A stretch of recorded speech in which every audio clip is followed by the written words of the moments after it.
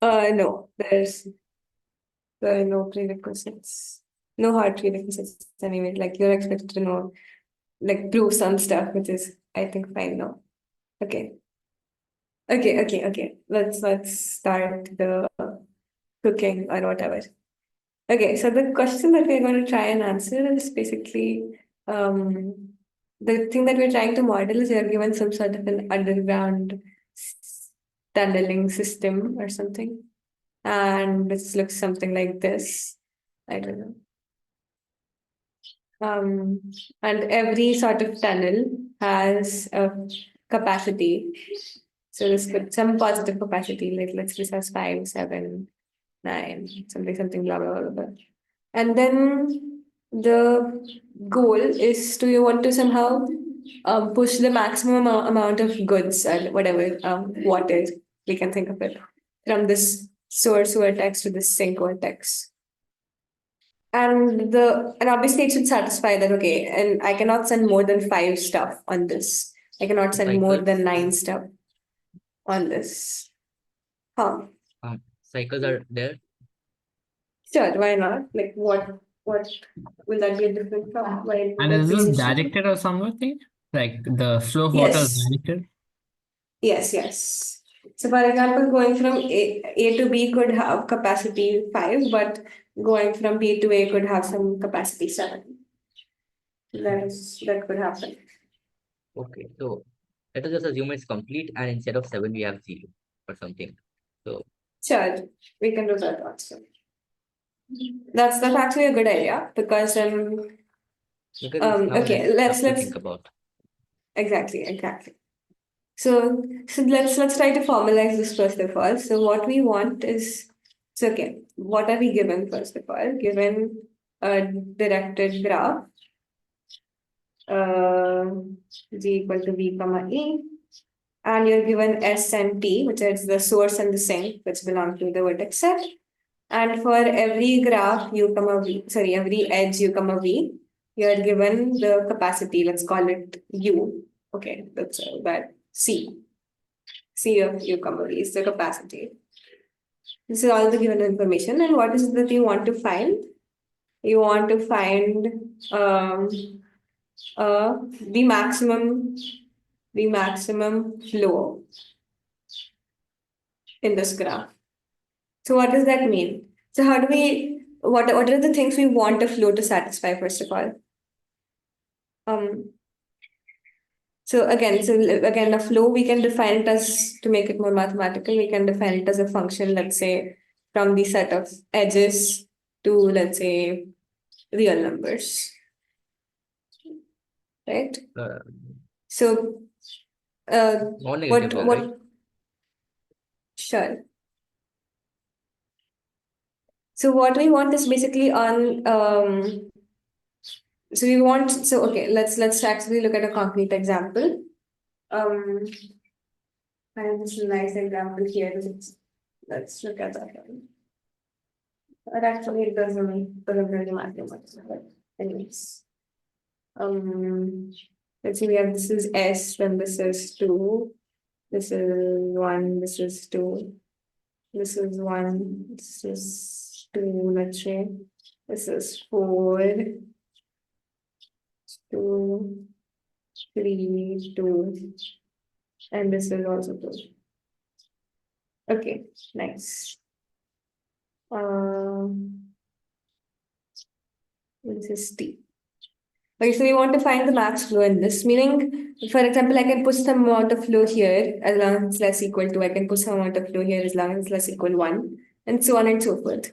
So basically, the way I'm thinking about this is that on every edge, I'm pushing some amount of flow. That's why my flow is a function from the set of edges to set of non-negative real numbers. And what we want to do is we want to maximize the total flow. Okay, but also there are some condition you want it to satisfy, right? So It's for example, when acyclic. sure, Is it acyclic?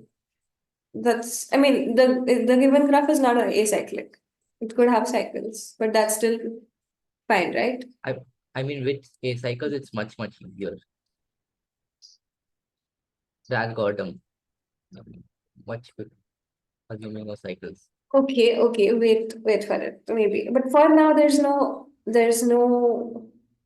problem as such with cycles, I think. So we get to like split up the flow of water at a vertex as we wish, like in whatever quantities, Yes, you can do that. if So, there are so two the way possible. to exactly. But the only thing that we want is for any vertex that is not the source or the sink. We want all the stuff that is coming in, we want to dispel all of it. Like all of it should go out also. Like there should not be like 5 stuff coming in and 3 stuff going out, or 3 stuff coming in and 5 stuff going out, or something. Right? Okay. So But couldn't we have hmm, that two in the 5 case, 5 of them hmm. go in, and then at one point 2 of them converge? Could we not have that? So What do you mean? Huh? suppose a flow is going from S to A, and Huh? also from S to C, Yes, sure. and then they can meet up again at B. Sure. That can happen, right? You can go from one here, you can push one here, one here, one here, and then you can push 2 here. Right. So wouldn't that be a case where 5 go in, 3 come out? No, you're not going in three. So you can only push 2 on this, but now you cannot push all the 2 on this because you can push only up to 1. So Oh, if you I want see to what you mean. if you I want to thought. like if you want to send any flow on this path, you can only send 1 at the most. You cannot send anything better than 1. Oh, yeah. When you were saying 5 and 3, I thought it was the number of places, the number of No, pipes no, it was no. going So through. when I say the amount of flow, what I mean is, so that's what you're trying to define now. So how do we define the quantity that you want to maximize? So, okay, one way to look at it is, okay, firstly, intuitively, what you want is for at every sort of this intersection, the amount of water that is coming in, all of it should go out, and exactly that much should go out. ऐसा नहीं होना चाहिए कि the amount of flow that is coming in, less of it is going out, or there is more flow going out than that is coming in. So what you want is for every vertex, the flow in of V should be exactly equal to the flow out of V. For all V, this is one property that you want the flow to satisfy. Right? So the more fancy way to write this could be summation F U comma V is the same as summation F, let's say V comma W or something. So all the flow that is coming in is U such that U comma V is an edge, and W such that V comma W is an edge. Basically, what you want, all this is saying is that all the flow that is coming in, it should also go out. And exactly that much should go out. And this is for all V not equal to S and T. Because from S we want to send a lot of flow. So for S there will be no flow coming in our current understanding of the flow, and for T all the flow should just go to T, not come out of T. Is this fine? So this we will call something like, this is known as like the flow conservation property. Okay. What else do we want? And then again, obviously, you want for every edge f u comma v to be at most the capacity of u comma v. Of course, you want this. And And we now want maximum and outflow from S. yes. So you want to maximize summation f of s comma p. Right? You want to maximize the amount of flow that is going out of S. Or like the same thing can be said by the number of like the flow that is coming into T. Because that's the same thing. Could you explain again the flow conservation idea? I didn't quite get it. Okay. So that the only thing that I was trying to model, like, is that amount of flow coming into a vertex should also all of it should go out. That is all it's saying. Okay. Okay. There. So let This us is other things are just like fancy stuff. Don't worry about it. so let us consider it as a cycle, and there's water going through all Okay. edges of the cycle. Huh. Then we can safely remove water from it Huh. until one of the edges has 0, because that's just water stuck in a flow. We don't care about that. I mean, it's not going to reach the sink. Sure. And this cycle is not including the source or the sink, I'm assuming. Sure. I'm assuming there's no outflow from the sink or inflow from the source. Sure. But like for now, but that could happen. Like we could still have edges coming in. So in this particular example, there are no But edges even if that it coming. does, it's kind of useless, right? I mean, Sure. what's the work? But Sure. we can just Sure. Yeah. right? So Sure. we Okay. can Let's also just quickly work out this example. For example, okay, can somebody give me an example? Let's go with the earlier example of the flow that we had. So we are pushing one on this, and we push one on this, and one on this, and then we push two on this, and we can just push two on this part. So we can in also total, increase. We can also do better, I believe. We can have S. wait. Before go we do that, two is out of this two. okay? Is whatever I've done here okay with everybody? Yeah. You Okay. can make this a bit better also. Yeah. Yes. How do we We make can it have better? 2 out of 2. You can We push can have one two. other. Okay. One, yeah, you were saying. So, Right. So we can push one more on this part, yeah. right? So that's exactly what we do. So we can make this 2 out of 2. This 1. This can be made 2, and this can be made 3. Okay. So now we have +1. 5. We are pushing 5 floor. Can we do better than this? Yes, we can Hmm? reduce one on the 2 out of 2 in the bottom right, and then we Oh, can push no. I mean, the Here? output is a maximum. Where? The output is maximum to E. 4. I mean, we can't do better because in the output we have 2 out of 2 and 3 out of 4. We can't increase at 3 out of 4, and we can't increase at 2 out of 2. So Oh, the out. it's Oh, okay. I was thinking the total sum overall. I just have to maximize. No, you have to maximize the amount of water or stuff you're sending. So with here in total you're sending 5 stuff. Can you send better than 5? No. Why not? Because should I continue? Yeah. So like the bottommost of the vertexes, the initial vertexes, there's a Okay, T I've in named between. them. You can just call them by their names. Oh, I you think label them. Oh, where's the labels? A, Oh, found B, it. Okay. C, Okay, so D, D E. vertex, there's only Huh. like 3 going in and 2 going out. So there's maximum of 2. It's just equivalent to edge of 2 connecting S to E. Okay. So we can just remove it, get 2, and then 2 plus 1 plus 2 is 5. So you can maximally push 5 out of the source vertex. Sure. That works. I think Okay. an idea we could kind of put over here is that each vertex has an in degree and an out degree. Although it's intuitively that's what we are doing, just to give it a name. So you can say Right. that at B, so the only thing that connects T are vertices B and E. And since the in degree of E can is greater than or equal to 2, so and we have only 2 in that way, so you can finish all of those 2. But on B, your in degree is maximum 3, so only 3 can go. 3 plus 2, 5. Right. Okay. Interesting arguments. Another way to look at it is also that something like also we can look at all the edges which are fully used up, like this and this and this and even this. So all of these are fully used up. There's and nothing more that there are 2 more. There are 2 more. SA and SC. Sure. These are all fully used up. So the idea sort of is if you consider some particular set, then okay, maybe I won't reveal too much right now, but again, the ideas of all the ideas that you guys mentioned are correct. So out of there's too many things that are fully saturated, so we can't really do much from here. Okay. So now, are there any ideas for how we can solve this? The maximum number that the maximum amount of water that we can like flow through a path is like the least number in that path.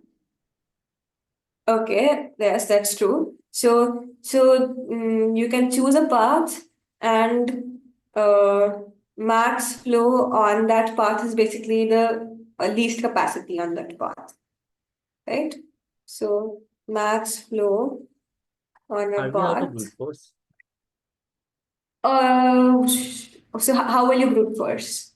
I mean, there are lots of things you can do. We can brute force on all paths. We can brute force on all vertices. There are lots of things. Yeah, brute force on all paths is also possible. I think easiest possibility. When we consider least Like all least capacity. Like you can find like simple bounds such as the amount of flow going out of the source and the amount of flow going into the sink. Those are like basic bounds. Right. Okay, that's good. I like that. Also, a max flow is at most flow out of, so max flow is at most flow out of sink or I can't. Minimum Can we of do this those two. recursive? Can we do this like kind of recursively? Like we can consider like subgraphs which are disjoint completely and just look at minimum maximum that can go through them by just adding the edges between them, and we can kind of recursive do this. Okay. Also, let me just get back to Shreyan's first idea of brute force, which is basically you're given some graph and you want to find an arbitrary path and push the maximum amount you can and keep doing this, right? Yes. But that's kind of Okay, slow. consider this example.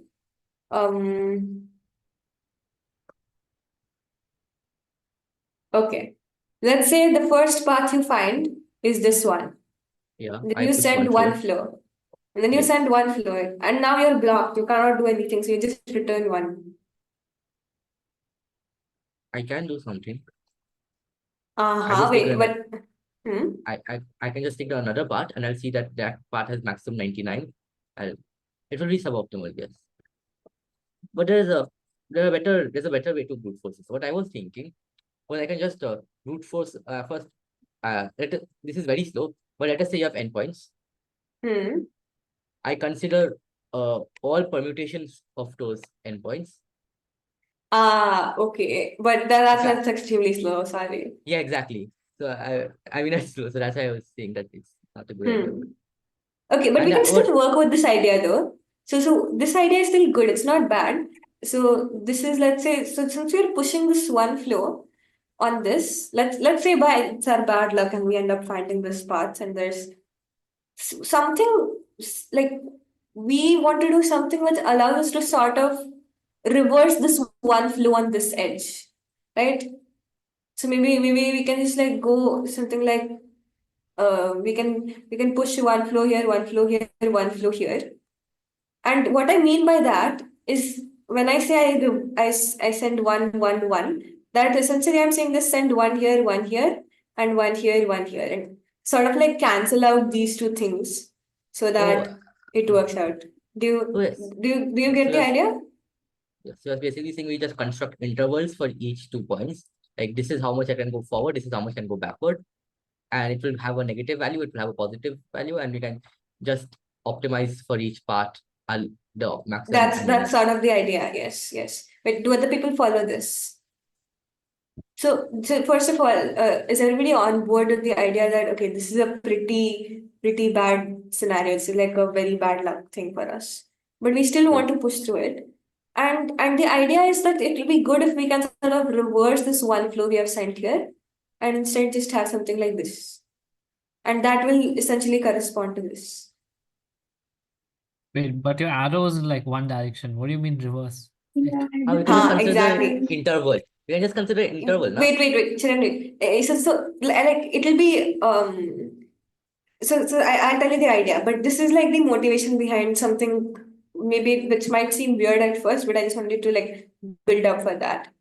So what you do is, again, this is something Shreyan had mentioned when he saw the problem itself. He was like, okay, when for two things which there is no arrow between them, just add an arrow and let the capacity be 0. So that's what he'll be doing. So what he will say is, for every two pairs which have a one directional road between them, just add another road corresponding, which allows us to reverse it. For example, if I'm sending like, let's say, one flow on this, then I make another artificial road from here to here, which sort of allows me to reverse it, meaning I set the capacity of that road to be 1. So I can sort of, whatever flow I'm sending here, I can reverse it all. If you want. So yes, if you want. Right? Fair. Fair enough? Is that okay with everybody? Athar, Ronit, Shub, That's a pretty Tanishka. fast algorithm if Yeah. you're talking about acyclic. I mean, then you can just maximally send out stuff. And because it's acyclic, you can just have like kind of like a ladder, basically, such that all things go downward, and you can just send out maximum amount of stuff from the top, and we can just recursively do that, and that's kind of fast. I mean, it only looks at all edges once Okay. in case of acyclic. But this is also acyclic, right? I don't get it. What you're saying. Okay, It is here also. what I'm saying, Huh. I would just first, I'm not actually sending out, I'm just fake sending out 100. Huh. Okay. And then I'll see, oh, I can send out 100 from here as well, and 100 from here as well. I can just maximally send out stuff. Okay. I see. Okay, this is also a good idea that maybe we'll discuss more. But that will only work for acyclic stuff, right? Because otherwise you can get stuck in cycles. I'll come out more on this idea. Let's sort of try to formalize the reversing idea and work with that. Okay. So yes. So what we do is, firstly, okay, the idea is still the same. The first thing you do is find a path from S to T. Find a path from S to T and send as much flow as you can. As much flow as you can. But then once you do this, you construct a new graph which allows you to reverse the flow as well. So basically, let's call that flow. So that graph G is going to be a function of this flow F. So you can just call it Right? a complement. Huh? So like some sort of complement to the original graph. Sure. So I think the formal term is the residual graph. It's fine. So do you construct this residual graph GF? Again, what you do is for every vertex u comma v with flow f u comma v, you add edge v comma u with capacity f of u comma v. That's what we do. How do we Wait, prove I that this will didn't get terminate? this GF thing. Huh? I'm not quite sure what this GF thing is. I got quite lost over there in the GF. Yes. Okay. So what we have is we had this thing, and we had the potential to do much better things. But the thing is, when we send one flow on this, there's nothing more we can do now because there's no more paths for us to find once we have sent one. So what we do is we say, okay, we sort of allow us to erase our mistakes or undo in a way. So what we can say is, okay, since I've sent one flow here, I allow myself to send, okay, this, so now this is going to have a capacity, I can send 99 more stuff here. Or if I want, I can sort of reverse this one thing that I sent here. Over here, I didn't send anything, so I still have the capability of sending 100 more stuff. And over here, I sent a flow of 1. So now there's no more flow I can send on this edge. But on this edge, I can reverse the one that I sent. And similarly, here, I can send 99 more flow, but I can also reverse the one flow that I sent. And here, I didn't do anything, so it's just 100. So now this is going to be my new residual graph that I'm going to be working with. And over here, there is a path from S to T. So originally here, if we just send one flow on these three things, there is no path from S to T. But in this new graph, there is indeed a path from S to T, which is you go this, and this. And that basically corresponds to sort of undoing the undoing wala idea that we discussed just a while back. So here I was sending one, and now I just want to sort of undo that one that is sent. So I can again send more flow. So this is something that allows us to undo that one that was sent. So And How do so we what prove this this will will, terminate? wait for it. So let me make Oh, yeah, sure got it. everybody's on board with this. Okay. So what you do I'm not is sure how you. I'm not sure hmm. how you took that 100 flow and changed it into a 99 and a 1. Like, isn't that, are we making a better graph from G? No, so initially our algorithm, our idea, like the first idea that we had is just choose some path and send as much flow as you can, right? Which is what Right. which is what we did. But our luck was so bad that we got this path.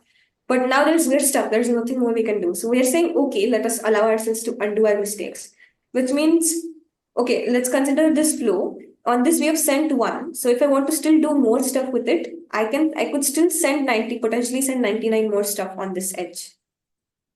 Right? Okay, yes.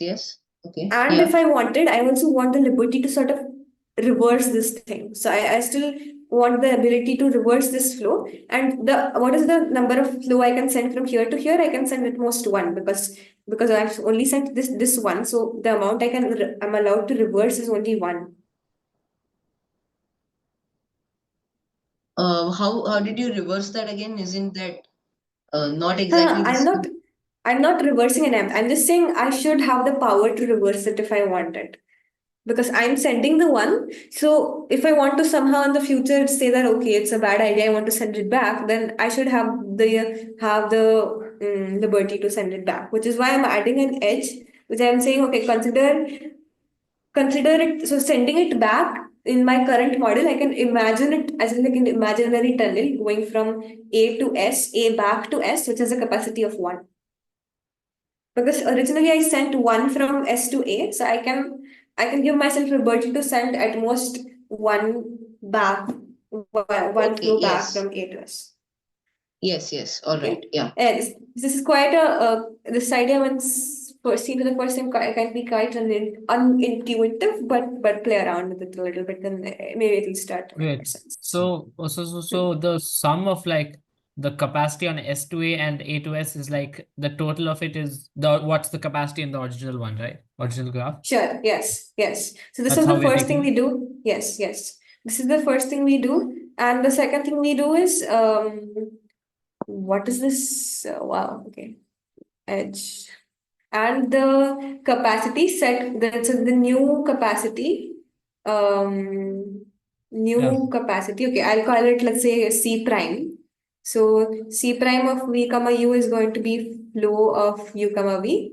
And C prime of U comma V, the new capacity is going to be the original capacity minus the flow Wait, on it. wait, so the F Basically, function we defined was the huh. flow we want to choose eventually to figure out the best answer. Correct? Yes. Okay. Can we do something? Can Wait. we do So something else? is everybody on board with this so far? Sure. Okay. Yeah. Okay. Yeah. Okay, nice. Swasti? Yeah, makes sense. All right. Okay. So this is what we want to do, and now that's all. That's all there is to the main idea. So the idea is going to be you start with G. You find a path from S to T. You push as much as you can, and then make this residual graph. And then in this residual graph, again, find the S to T path, find one S to T path, find some S to T path, and push flow on it. And then make the residual graph for that. And then in that, find S to T path and push some flow on it, and so on and so forth. How do we So, prove that it yeah. terminates for Yes. real? If these are real numbers, I'm asking, because for integers it's quite easy. I just know that the end result is an integer at every point we're increasing, and we start off with an integer, so it is done in the integer number step. And for rationals, I can Yes. just multiply by a constant and make it all integers. But how do I prove it terminates Yes. for real numbers? Yes, so the slide forgot to mention at the beginning, but everything, all the capacities are given to be integers. So, So you does will this deal terminate for with real the. numbers though? I mean, I'm is not it sure. just I'm not sure. I'll have to think. Wait, but Shayan's recursive idea sounded nice. Like, why doesn't that work, or does it work? What was the recursive idea? Like, I Shayan can go ahead. I had two recursive ideas. Okay. Well, let's complete this one and then we'll go back. Um, Okay. So idea is find S to T path, push flow, then construct GF and repeat. And repeat. So when does this stop? This stops when there is no STT path. Right? Okay, there's a couple of questions here. So firstly, as Shreyan said, why does it stop? Secondly, if it does stop, then why is it optimal? But does it give the optimal? We don't know that yet. This is just an idea we had. So is it optimal? You have to prove both of these, right? Yes. That's what we'll be working on for a few minutes now. Okay, now let's get back to here, something Nishant had said earlier, that there's a good upper bound, and so we can upper bound the flow by saying, okay, consider all the flow out of the sink. You cannot possibly send more than that. Consider all the flow into the source. Sorry, bro, I said it the other way around. What am I doing? Flow out of source into the sink. It's fine. Okay. So consider all the flow out of the source. You want to maximize that, and that's going to be an upper bound on the maximum flow. The capacity is yes, it's also wrong. Wow.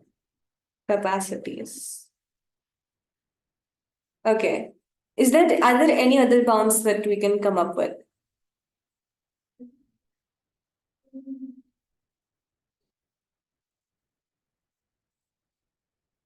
For example, another thing to observe over here is that if you consider some sort of partitioning of these, Can I do something? I think I have some faster idea. What I do is I assign each of these thingies a number. Okay. Each of these vertices a number, which I would say is their roughness. I don't know what to call it. Okay, it starts off as infinity. Okay. But what I do is basically I consider two of these vertices and I combine them. Okay. I say that if both of their so I look at the roughness of the first number. I look at the roughness of the number. Basically, what we have is I take the minimum as the roughness of the first number, and the amount that can pass between them. Okay, and that will be their what we say, and the actual and the third one is roughness. Okay, so that will be the new roughness, and I can basically just have what is the total amount of inflow possible into these two vertices. What is the total amount of outflow from these two vertices for each of the other vertices, right? So I can basically combine these two vertices, Okay. and I can just do that. And that is going to be slow, but it's going to be quadratic time, I think, quadratic-ish time, and that is fast. We'll get to all these ideas later. Let's finish. Let's complete this one, and let's analyze this one completely, and then get to other ideas. Is that okay? Yes. Okay, thank you. Okay. So the idea is over here, we can come up with more bounds by sort of considering consider these three edges in particular, which are fully saturated. So what we are saying with this is, if we consider this partition of the vertices, this and this, then for the maximum amount of flow that we can send out of this sort of, okay, let's call this like a city or something. So the maximum amount of flow that we can send out of this city is 5, and we are sending 5. So we cannot do any better than 5. So 5 has to be the maximum. Okay. Does that make sense? That's Yes. fair enough, right? Yeah. Okay.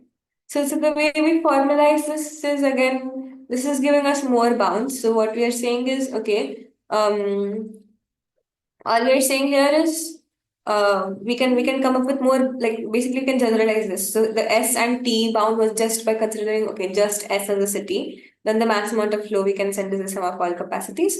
Or we were considering just like this T as one city and everything else as another city, and that was the other bound. But now we can sort of generalize that bound to say, okay, consider a subset, let's say S of vertices such that it contains the source vertex.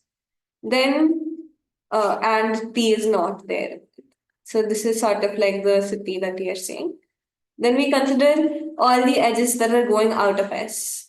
So that is called this sort of a thing is called a cut. So we are sort of cutting the vertices and like the tunnels or the graph or whatever here. And then we are looking at all the edges that sort of cross the cut. So those are the official terminology. So these three edges are edges crossing the cut. So that's what we're doing. And what we want to do is like, if you look at the capacity of all the edges crossing this cut, basically going from the S side to the T side, then that is an upper bound. We cannot possibly send more flow than that, right? So sum of capacity, where let's call it U comma V, where U is an S and V is not an S, is also going to be an upper bound. And some cut is optimal, right? Because we can just because if a cut is Slow not down. Is this okay with everybody first off? Yes. Okay. Yeah. Okay. So now, yes, back to what Shreyan was saying. Say Shreyan. Can't we just have that all some cut is optimal?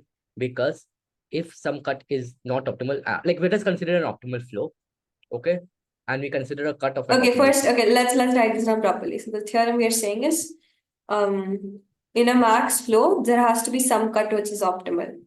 So which is giving the exact as the max Which flow. is saturated or exactly. no. In a max flow, there exists a saturated cut. So you could just like contradiction or something like that suffices. Yes, it's a pretty cool proof.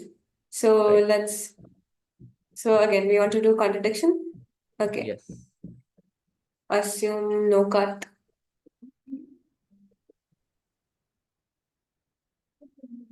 Okay, and what do we do next?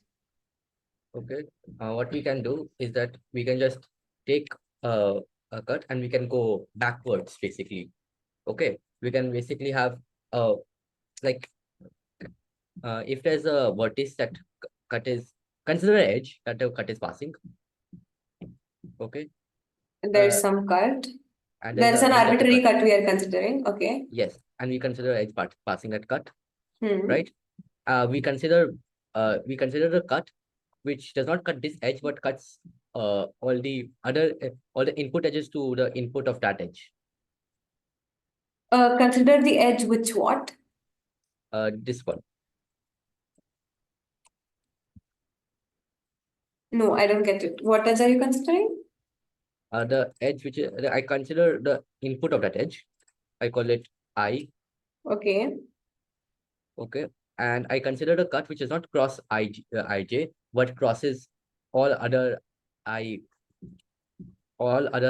edges. Basically, it goes behind I. Okay, so Like a you're circular basically cut? just including J inside here, just like pulling J inside. No, I pull I to the other side, but that's equivalent, Sure. right? Hmm. And then what happens is that this cut will the flow through this cut is equal to the flow to the next cut, but the what we say now that we Okay, have crossed, let me help you out a little bit. Okay, first of all, can there exist a path from S to T where we can send more flow? no. Amazing. That's a great observation. So observation 1, no path from S to T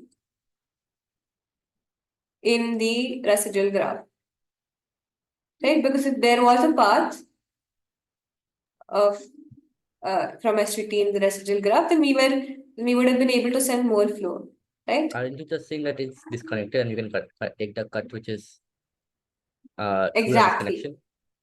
Exactly. So now, and that just finishes, right? So okay, first of all, is everybody okay with this? Okay, so you just cut the edges of that Yeah. part. Isn't that? Exactly.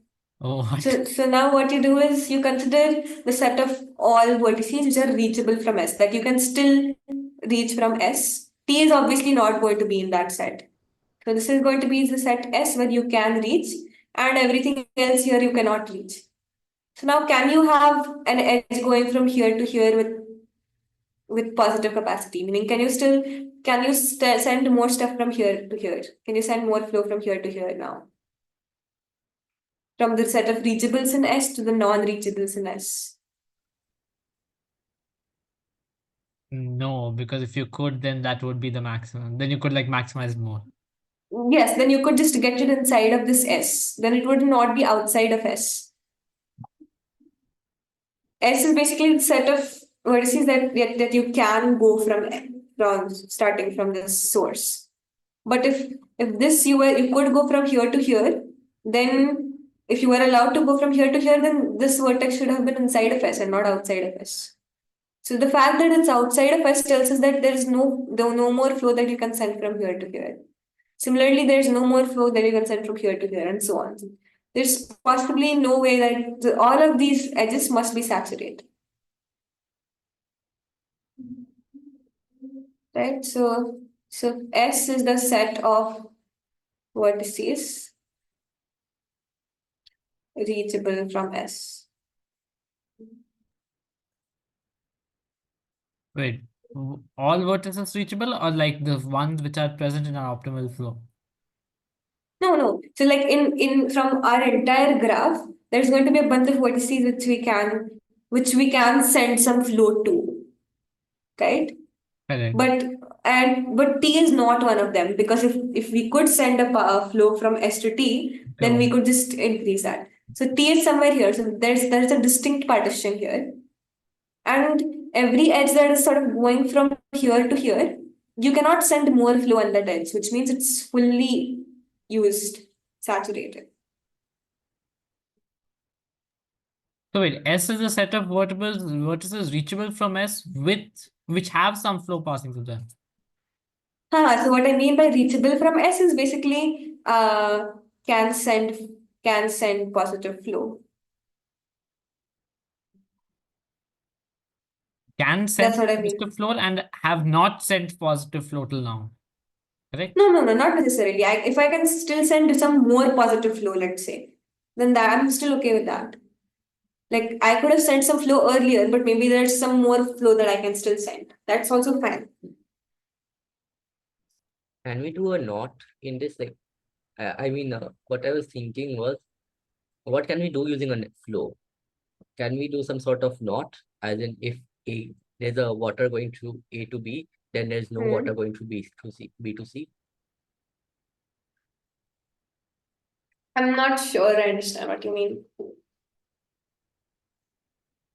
I was just thinking, like, if you're trying to compress the network flow into smaller and smaller pieces, right? Like, what do we have to tell about it so that we can fully describe it? And I realize it might be possible that the network flow is like super compressed. In the sense Wait, sure. moving much Again. I want to first make sure that I've completed this conversation with Nishant, and then we can go. Wait. Can you like show this like cut in the previous graph that we were discussing? Yes. The example graph. Over here, right? Over here, for example, I cannot send any more flow from S to A. So A is sort of disconnected from S. I cannot send any more flow from S to C. So Okay. this is also disconnected. And I cannot send any more flow I can send from S to D. So D is going to be reachable. So D is going to come into my set. But I cannot send any more from D to E. So that is fully done, right? So the cut is basically going to be this one. So the only vertex which is reachable from S is D, because that's the only vertex we can send more flow to. Okay, But we that's cannot send any more flow to E or C or A. fine. Okay, that's correct. Yes. Okay. Okay. Good. Is this okay with people? Yeah, but I still can't like realize how we could have thought of like saturated cuts. No, I mean the saturated cut is idea is fine, but like how we proved it. How we proved that there has to be a saturated cut? How could have we thought of it? Like How could we thought of that? Yeah, so then again, the motivation is like we try to come up with better and better upper bounds. That is one motivation. The other motivation is basically we try to look at, okay, if we do have a max flow, how do we prove that it's a max flow, right? So one yeah. way to show that it's again that was this is the idea you guys have only mentioned ki we cannot send any more on 2, we cannot send any more on 1, we cannot send any more on this. So there is no way that it could be better. So then we just formalize that idea by saying, okay, we cannot send any more out of this city in some way. So that is why it's the max flow. That's one way to motivate looking at cuts. And we can also do this by itself. So we have that something as a max flow if and only if the residual graph is what we say No path from S to T. yeah in disconnected Yeah. not this And then this is all just quite motivated. And also it's I don't know, this is also one of the arguments which just makes me happy. Okay, so now we know that if it is a max flow, then there has to be a saturated cut. Also, if there are no more right, okay, so this is also known as the I think max flow min cut theorem. So it's not hard to see why this has to be the minimum possible cut in the graph, right? Can we have another cut which is smaller than this?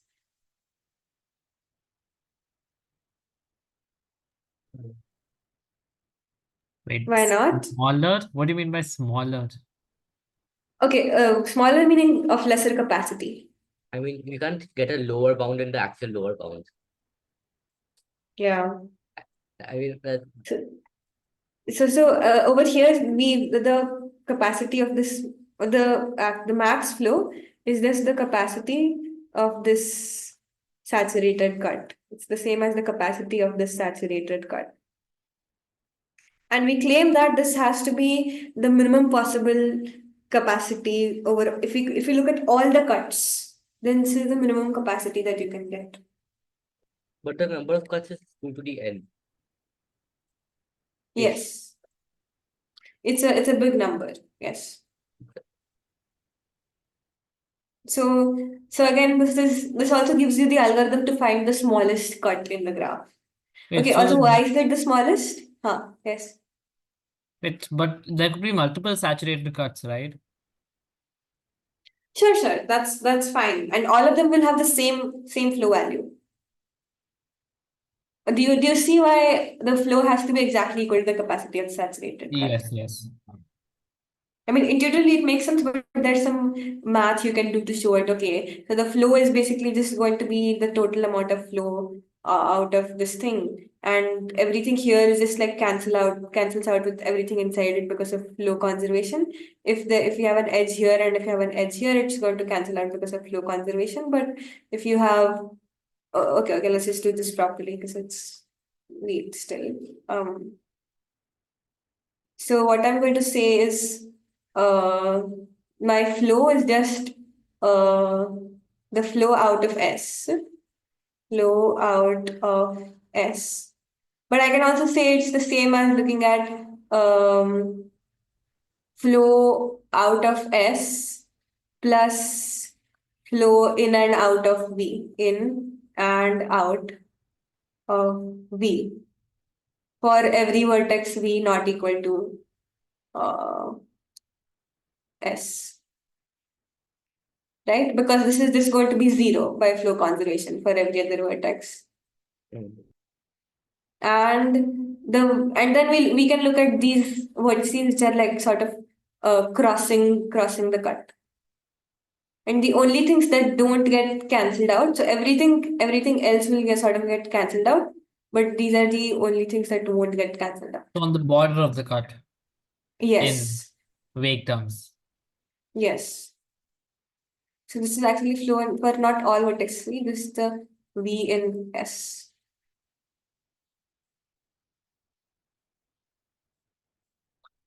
So all the edges on this cut, I think this argument works out, yes. Because anything like this will just cancel out with everything here, in and out of here. But these things, wait, this works, right? Yeah, it's for sound, I guess.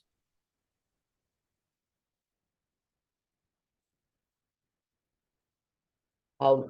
Hmm. What are the? Is there anything nice about the set of all possible max flows? I'm not sure.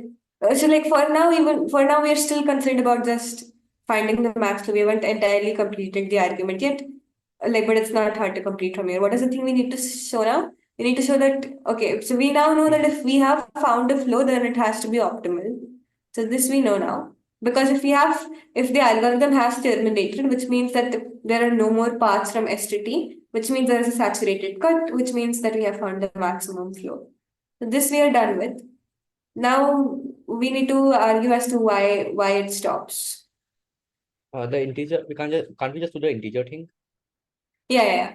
So can you say that again? A little more Assuming we are working in integers, Hmm. each step increases our value. The final Yes. step is a finite integer. The initial step is a finite integer, and we are done. Yes. I mean, And you cannot keep on increasing forever. At some point, yeah. you will. But Yeah. how do you do this for? I still don't get how you do it for, let us say, root. You have one thing which is root 2 and one thing which is root 3. You know you can get a value which is arbitrarily close to 1. How would you do it for reals? Yeah. For reals, it's kind of soft. I'll have to think Wait, about so it. what's the question about reals then? I got an argument for integers, but reals. Yeah, that's the question. Wait, I meant like, what is the issue with reals? Issue with reals is that you can have like an infinite sequence which you can construct, which is not going to go, which is always going to be lower than the maximum value. You can have something like half, then 3/4. Oh yeah, then yeah. Okay, I got it. 7. Yes. I mean, there's no issue with rationals because then you can just multiply by a large number and get all of them to be integers. Like a infinite GP or something you could do, and then you could end up with an infinite sequence. Yeah, which is not actually reaching the maximum, but it's getting arbitrarily close. Yes. So wait, And that then suffices as a proof, right? Like it's not possible. what is not possible? Like it's possible that an algorithm could find an infinite GP or some series of some sense, which extends infinitely, but so we cannot find it in a possibly finite number of steps. Yeah, you can just have it get stuck trying to find better and better and better. So in fact, it's possible that it's just not possible. Yes. Yes. There does need to be a concrete example for that, though. Yeah, We can try to work on that. But it feels unlikely that it is possible. Okay. So we know how to solve this now.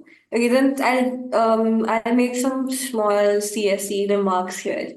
So the runtime here depends. It's actually a quite bad-ish algorithm in terms of its runtime because it depends on the maximum possible capacity, right? Because in this case, it's going to first do this one, then it's going to do this one, then it's going to do this one, and so on.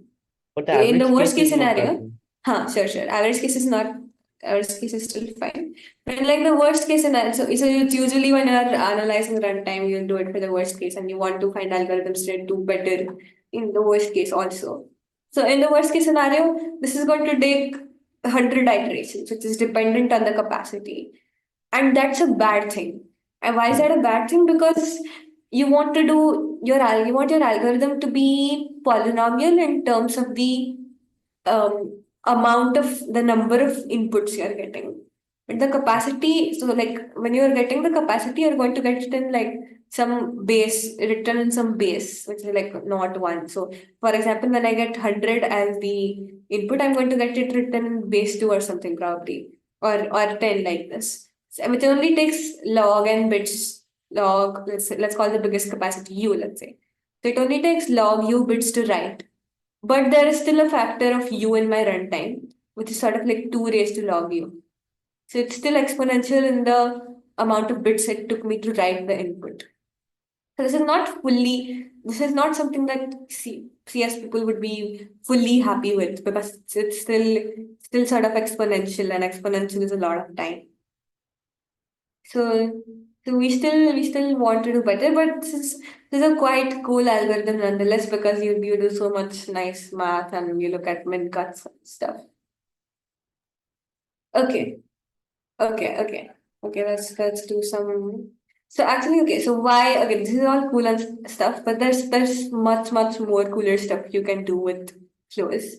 Like for example, one thing you can do is like solve other problems using by just constructing artificial sources and sinks, and then just running a max flow algorithm, finding the max So flow can do algorithm. not, like, so that's what I was asking, can I do a not gate? Okay, I mean, so I know it can what do an exactly and do you want? What exactly do basic. you want? I want something like some system such that if there's some water going into it, there's a certain part which will not have water going out of it. And if there's no water going into it, there's a certain part which will have water going out of it. It can have sources and sinks inside of it. Wait. What were you saying about the and? How do you work out the and case? And case, like you can just have input of 1, input of 2, and output Okay, of wait. Tell 1. me what I'm still a little bit confused as to what exactly do you want? What is like the question out of this? Basically, I'm trying to. I was seeing if it can do computation. Can this thing do any arbitrary computation? So I was seeing if it can do a AND gate and a NOT gate. So what do you mean? Like, how would an and gate be simulated by a network? Like, how would you want it to be simulated by a network flows? Okay, first an OR gate is easy, and if we can do a NOT gate, we can do an AND gate, right? No, I'm still confused. How would you do an OR gate? I can just have input, output. Like any node is just any normal node is an OR gate, right? I can have an input of 1, and the output of 1.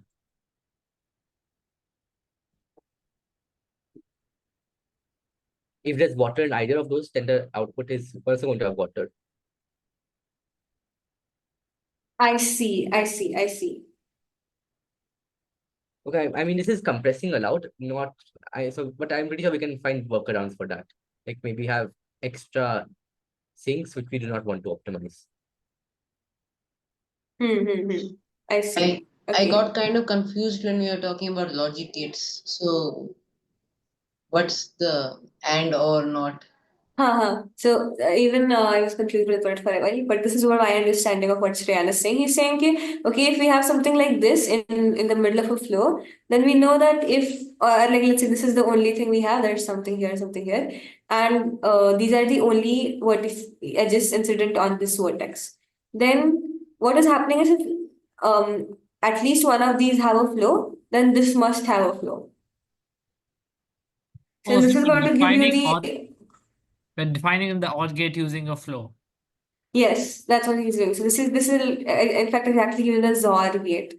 Or if you Yeah, want but the OR gate, then you can do 2 here. Yeah. I think that also Yeah. works. Yes. Hmm. But can we do a NOT gate? But I mean, if we can do a NOT gate, then this can do any Wait, why do you computation. I know don't. it's a XOR gate? Because if you put 1 and 1, won't you just get, I don't know.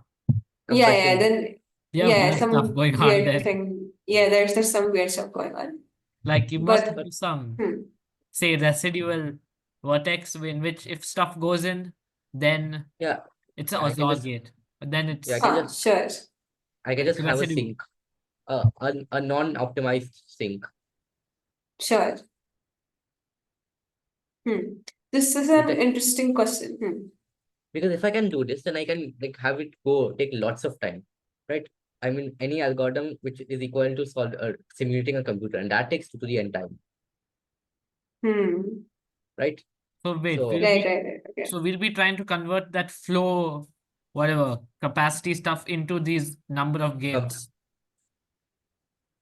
right? Right, that's what I'm thinking of, because it feels like it can do some sort of computation. Yeah, it'll be faster. Like that's more intuitive. Computers handle Yeah. this stuff like easier time. Interesting question. I never thought about this. Okay. We'll keep thinking about this, and maybe come back to it at some point. Okay. One thing we can do is, let's look at this whole thing we can simulate using flows.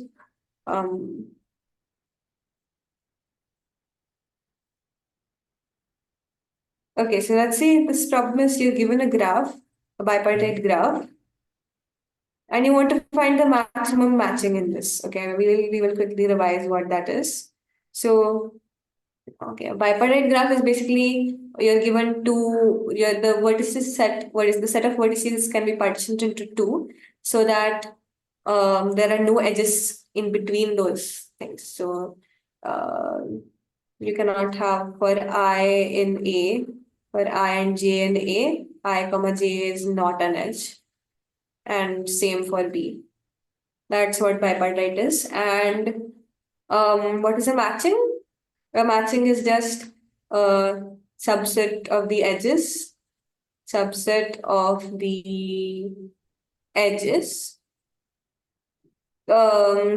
no two share a vertex. No two share a vertex. You can just do all once, I guess. Yes. And you want to find the maximum matching. You can just take the graph, convert it directly, and then you have all Wait, of the ones. let people think. Wait. Let people think. Give 2 minutes, and then spoil it. And the curious thing is, this you want to solve by converting this to a flows problem. Wait, so we can like find some pairs of vertexes such that each pair is distinct completely. Yes, that's what you want to do, and they should have an edge between them. So let's take an example. Let's say we have this bipartite graph.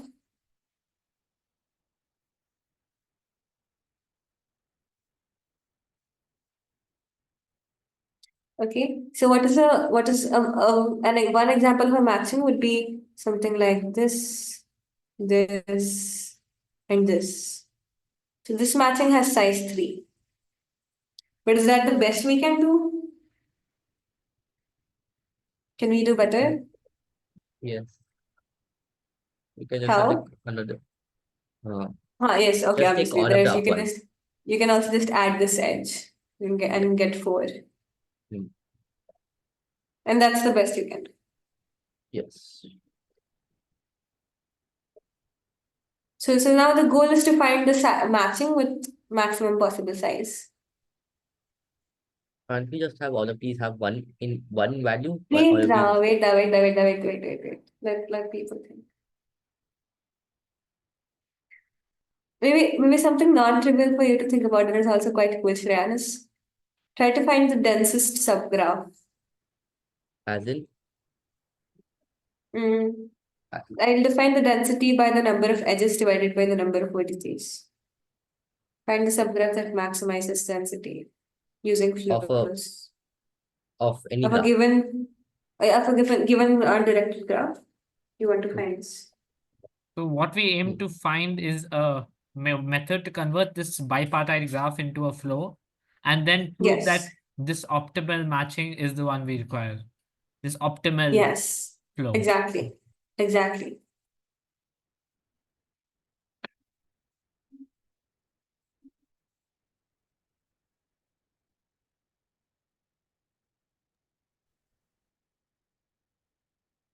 So for again, to define a flow problem, we need a source and then we need a sink.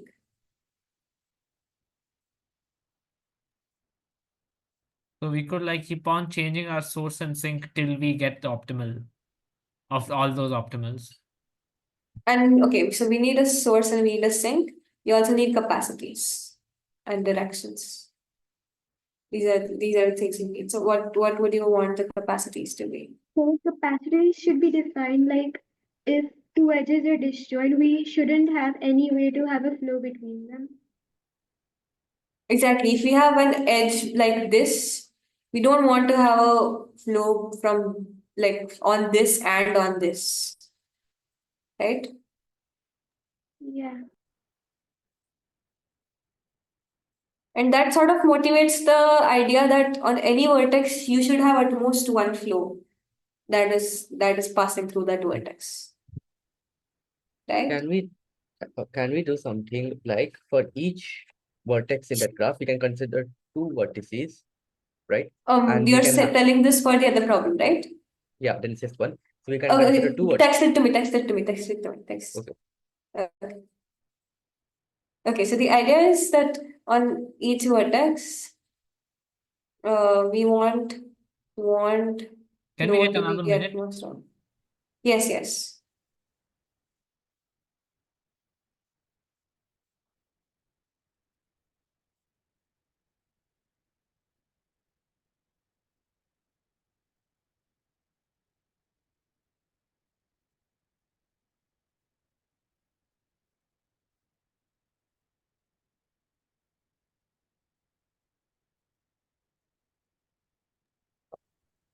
What do you mean density of on a directed graph compared to an indirected graph? I mean, why did you say you have a density on a directed graph?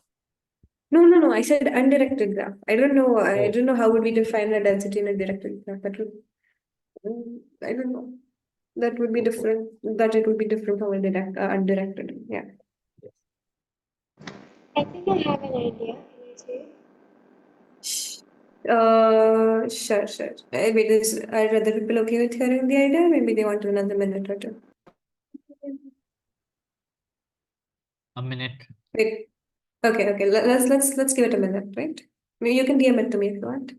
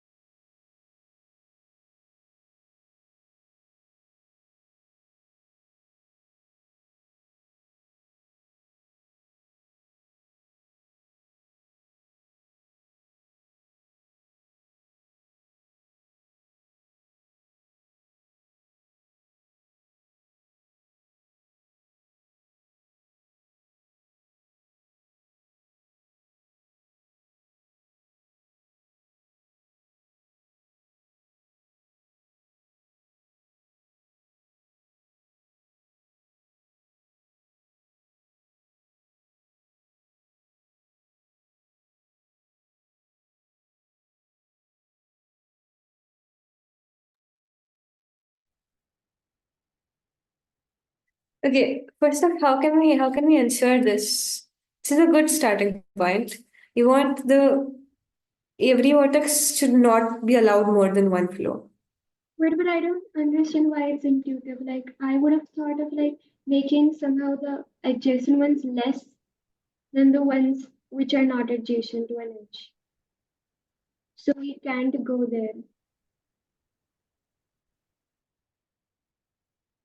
So the idea is okay. So like a pretty straightforward idea is like okay, we want the flow to we want the flow to be the number of edges in the graph. So maybe one idea is that okay, we can just keep all the capacities to be one, but at the same time, if we can force it so that the the amount of flow that you can push on every vertex is at most one, then we'll be happy. Does that make sense? Mm, Sorry. Not quite. Okay, like you said, from every vertex, we are only allowed to pick one edge at the most, right? So to ensure that, what we can do is sort of um just for all of them we keep some uniform capacity, but we add some constraint by which somehow we ensure that okay, we cannot have more than we cannot send flow on this and as well as this. The saturated cut should have exactly one of these two. Yeah. That's the idea. And I'm just picking some arbitrary number, which is just one, to have that to have the capacity. So is there anything more? Is there anything more I can add on to this, which will ensure that only one, at most one of these is selected? Yeah. So what if we add like an extra like in vertex which had like only one? Exactly. And then like the rest of the stuff, like it just goes to the other. We like introduce new edges like this. So as to Exactly. make it So fit into our we problem. we make another vertex and we make this capacity one, which means that you can have at most one flow coming in, which means you can have at most one flow going out, which sort of just takes care of this thing, right? And now you can do the same thing for every vertex in A. Just add this one extra thing, which says that you can have at most one. And similarly, once you go here, so just to keep a symmetry, maybe we can call this the source. We can add another sink, right? We can add another sink and have everybody in B connect to the sink with capacity one.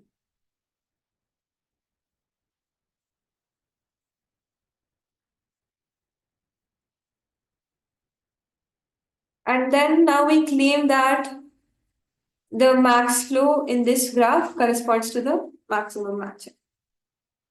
Although this is not entirely correct, because what if I'm sending like I'm sending 1 here and 0.5 here, 0.5 here. That could also happen, right?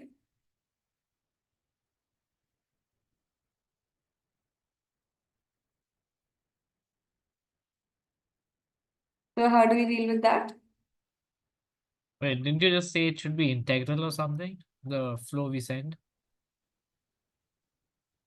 Yes. So if we start off with integer capacities, then the fold Wilkerson, okay, I don't think I named this anyway, but the algorithm that we saw is famously known as the fold, sorry, not fold. Wait, where do I write this? I write it here. Fold Wilkerson algorithm. So if we start off with integral capacities, then fold Wilkerson. Wait, am I saying it right? Is it? Yes. No, it's fold Wilkerson. Both else. Anyways, so this algorithm will always end up giving you an integral flow, which means if you have integral capacities, then you just run fold Wilkerson and get the integral flow, and then you're done because now you have the maximum possible flow, and that has to correspond to the maximum matching. Because if there was a larger matching, then you could send that much amount of flow. So each edge from A to B has like one capacity, right? Yes. Every edge in the original graph. So the idea is all edges from original graph from original graph have capacity 1, add an artificial source, add S and T, add edges from S to A where A is in A, add edges from B to T, add edges from B to T where B is in P, and make them all capacity 1. And the max flow in this, will correspond to the maximum matching in our Hmm. original graph. Why? Okay, why don't you argue that? Okay, then 1 minute. Sure.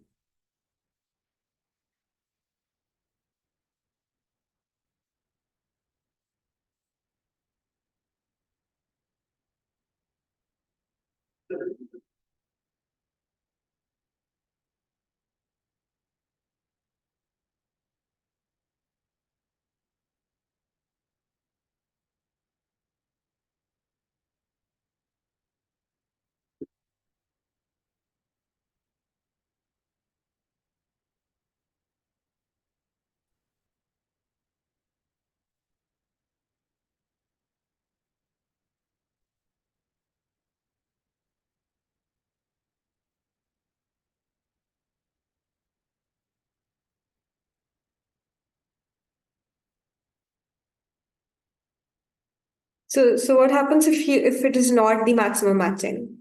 Let's assume that there is a bigger matching. Wait, but they do not have a common vertex, right? No. So why will it be the maximum flow? So you're saying, okay, whatever the maximum flow is, it has to be the corresponding edges that are in just this graph from here. They are going to correspond to correspond to a matching. They are going to correspond to some matching, right? Because as we argued earlier, we cannot have two edges incident on the same vertex, right? Because the amount of flow coming in is only one, so you cannot have two edges. Okay, fine. Because Yeah. it's integral. Same for B, you cannot have two edges incident on the same vertex. Because then the outgoing flow is only one. That's why. So that's what so it's going to be some matching, and why is it going to be the maximum matching? Can you argue that?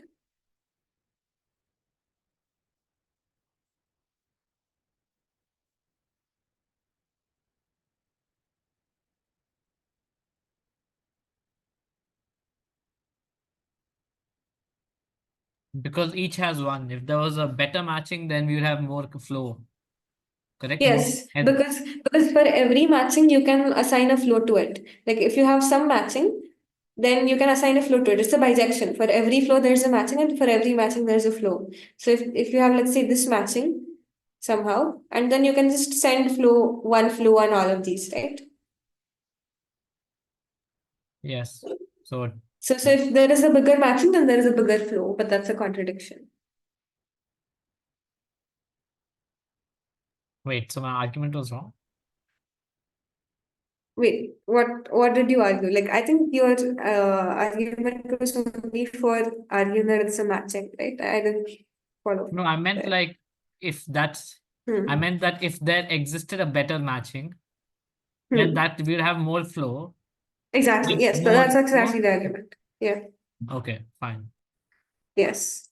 If there's a better matching, then that corresponds to a better flow. But that's a contradiction because our flow is max. Yes. Okay, is this okay? Okay. There's even more goals. So now we saw one way to solve this, and then we also discussed why it's not something that is making CS people that happy because it's not fully polynomial, it's pseudo polynomial. There's in fact another also throughout this algorithm, what we were doing, we were maintaining a proper flow. in the sense that we were saying ki at every step, if you sort of just pause the algorithm, then the flow, whatever flow on every edge, if it was there, it was a proper flow. It was satisfying these flow conservation constraints, these capacity constraints, and all of this. So at every point in time, you were sort of maintaining a proper flow. So instead, if you look at the other, the duality argument here is that, okay, you can also maintain a saturated cut in each time. So I'm being very vague here, but that's the general idea of an algorithm which actually turns out to be faster and like fully polynomial, not just pseudo polynomial. The idea for that, so it's called the push label algorithm. I don't think you will have the time to go into the details of it. But it's a very, very cool algorithm. So what you do is you start off by, I think maybe some sort of discussion about this was there in the beginning. You start off by fully saturating all the edges that come out of S. And then you sort of try to push as much flow as you can from these vertices further and further. So at every step you're trying to maintain some S2T cut, and by the end of it, you're hoping to reach T and sort of just that's the idea. So there's obviously like more details that I'm omitting here, Won't but this- that's the general. Won't this only work for acyclic graphs?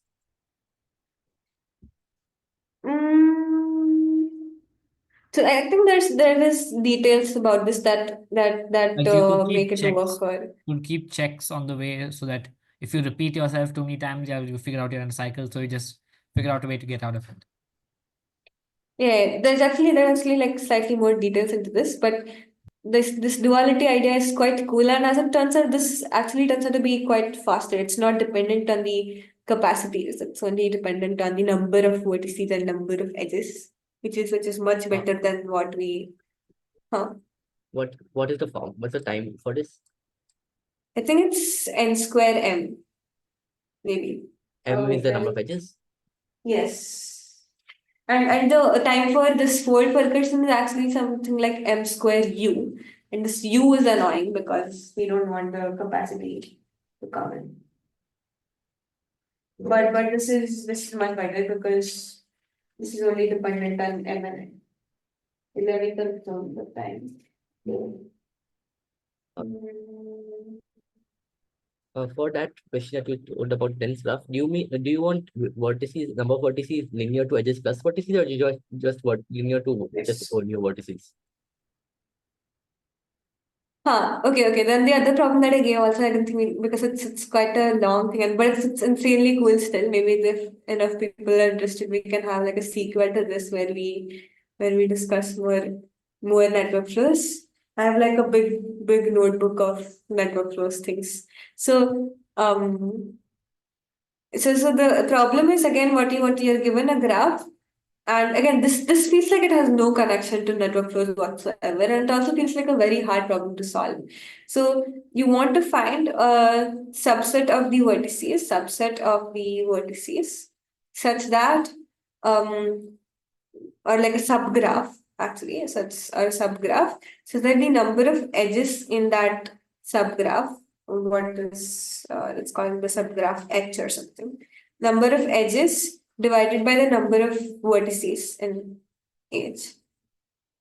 This is maximized. So we want it to be as dense as possible. We want much more edges than the vertices. And what is like the densest set subgraph you can get? And if you observe brute forcing, this is like quite a stupid thing to do because you have to do the n subgraphs. So you could, in the worst, you would have to do, if you want to brute force this, then you have to just look at 2 to the n things. But this very surprisingly has an insanely cool network flows solution. And it's quite hard to motivate as well. So we So if won't we be choose looking a at that. subset of vertices, the subset of edges is chosen, right? Yes. So what I mean by EH is basically edges which have both vertices and edge. Both Okay. vertices and edge. So you want vertices in the network flow proportional to vertices in the original graph, or what is the condition that Yes. you want? Yes. So as it turns out, you in fact only you need to add the source and the sink. That's the only two extra things you add, and Okay. that works Let out. us think. Let us think. Yes, We yes, can yes, sure. discuss later. Yes. So this is So again an insignificant problem. Then there's a bunch of more problems like finding the global min cut. Like this is something that I think can be thought upon. So what I mean by a global min cut is again let's look at the slightly mellowed down version of this. You're given an undirected graph. Again, a cut is defined as a partition, as some partition.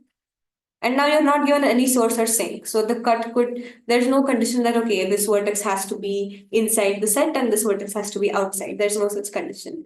So which is why the term global is coming. It's not conditioned on any source or sink. And you want to find the could be empty. global min cut which is not empty. Okay. So at least one has to. It's like a non-trivial global min cut. Yeah, good What are point. we going through? Huh. And we want to find a partition of vertices. Let's say S and V minus S, such that number of edges with one vertex U comma V, such that U is in S and V is in V minus S is minimized. Basically, if you have this graph with a bunch of vertices, and you want to find a partition such that the number of edges crossing the cut is minimized.